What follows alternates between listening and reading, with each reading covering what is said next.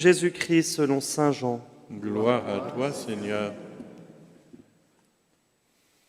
En ce temps-là, Jésus disait aux Juifs, « Si c'est moi qui me rends témoignage, mon témoignage n'est pas vrai.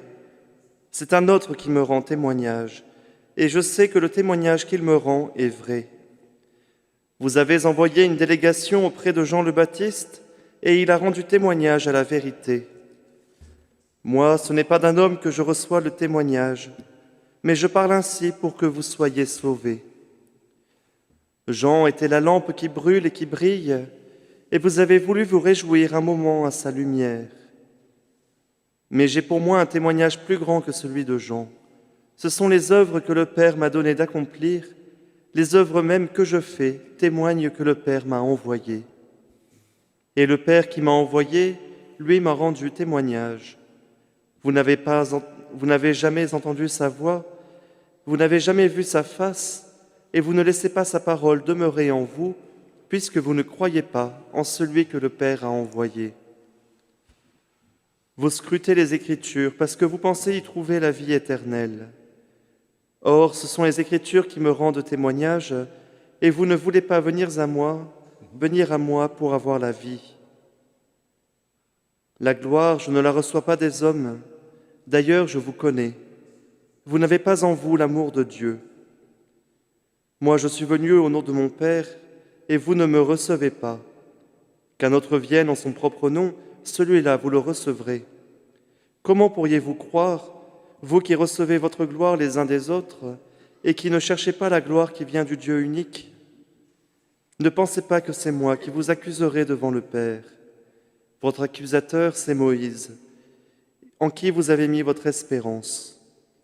Si vous croyez Moïse, vous me croiriez aussi, car c'est à mon sujet qu'il a écrit.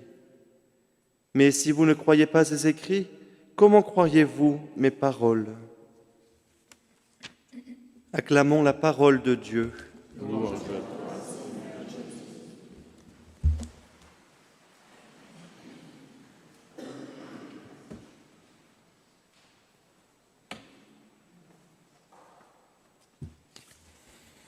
Jésus, tout au long de l'Évangile, ne cesse de dénoncer le manque de foi de ses contemporains.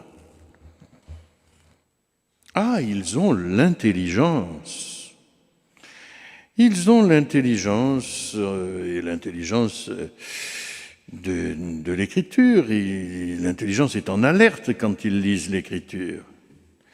Mais leur intelligence refuse de baisser la garde pour s'épanouir dans la foi.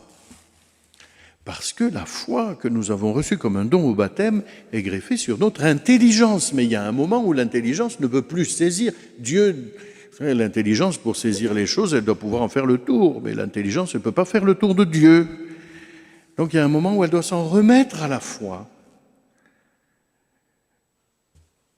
Et nos braves pharisiens, eux, ils ont raison, ils savent tout. Ils scrutent les Écritures, ils n'ont rien à apprendre, ils n'ont rien à découvrir.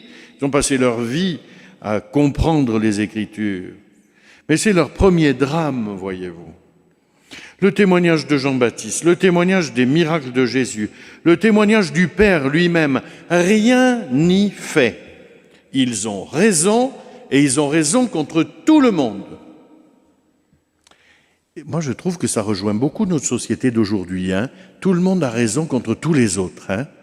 Alors du coup, on brûle des poubelles. Je ne sais pas les pauvres ce qu'elles nous ont fait, ces poubelles. Mais voilà. Et c'est parfois le danger de nos cénacles dans la société, mais comme dans l'Église. On n'écoute plus que soi-même. On a raison et tous les autres sont des méchants. Alors à ce moment-là, la religion, c'est un prétexte pour se faire valoir. Nous, on a raison, on est les plus beaux, on pense comme si, voilà. On cherchera sa propre gloire, ce que dénonce Jésus. On veut faire triompher ses idées, mais pas le Christ, ses idées. On est sourd, on est aveugle. Voyez-vous, on limite notre connaissance de Dieu aux dimensions de notre pauvre comprenetto. Elle est petite, la comprenette, on ne cesse de le dire, notre intelligence est limitée. Nous savons bien que la foi, elle nous offre de pénétrer dans le mystère de Dieu et que notre intelligence ne trouve sa pleine puissance, son épanouissement que lorsqu'elle se prolonge par la foi. Il y a encore quelque chose de plus grave, si c'est possible, dans l'attitude des pharisiens. C'est que la charité a disparu. Ils n'ont plus un regard d'amour sur ce monde qui les entoure. En théologie spirituelle, la charité, qui nous vient aussi du baptême, elle est greffée sur la volonté. L'amour de Dieu vient se greffer sur notre volonté pour que notre volonté devienne la volonté d'amour du Père, pour que notre volonté s'épanouisse en devenant la volonté de Dieu sur le monde. C'est le chemin de libération, d'épanouissement de notre volonté humaine. Mais les pharisiens, ils ne veulent pas aimer, ils ne veulent pas se laisser aimer. Et Jésus leur dira, vous n'avez pas en vous l'amour de Dieu. C'est bien cela qu'ils dénoncent. Leur volonté ne s'en remet pas à l'amour. Le voilà donc le cœur endurci, qui s'imagine que seule notre volonté, notre œuvre, notre travail va nous sauver. Enfin, Seigneur, après tout ce que j'ai fait. Mais c'est vrai. À certains moments, quand je lis Jésus qui nous dit que les prostituées nous précéderont dans le royaume des cieux, je me dis, Seigneur, ça fait 40 ans que je travaille pour toi, quand même, quoi. Eh bien oui, mais pourtant c'est ça, hein. Pourtant c'est ça. C'est pas notre volonté, notre bon cœur, ni même notre engagement qui nous sauvera. La charité, l'amour divin vient se greffer sur nous, rejoindre notre volonté et nous permet d'entrer en Dieu. Sans amour, on ne pourra jamais être pleinement disciple de Jésus et les pharisiens ne le seront pas. On sait très bien qu'au soir de notre vie, nous ne serons pas jugés sur notre obéissance à la loi, mais sur l'amour, nous dit saint Jean de la Croix. Et les pharisiens qui se raidissent, parce qu'en fait, ils ont peur de ce Jésus qui bouleverse les habitudes.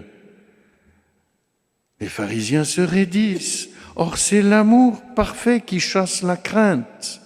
Ils sont dans la crainte. Ils n'entrent pas dans l'amour parfait. Jésus, lui, n'a pas peur parce que c'est l'amour parfait qui l'habite. Son offrande sera une offrande non pas légale, mais une offrande d'amour. Il n'offrira pas quelques taureaux pour sauver le monde, mais il s'offrira lui-même et son cœur en sera transpercé.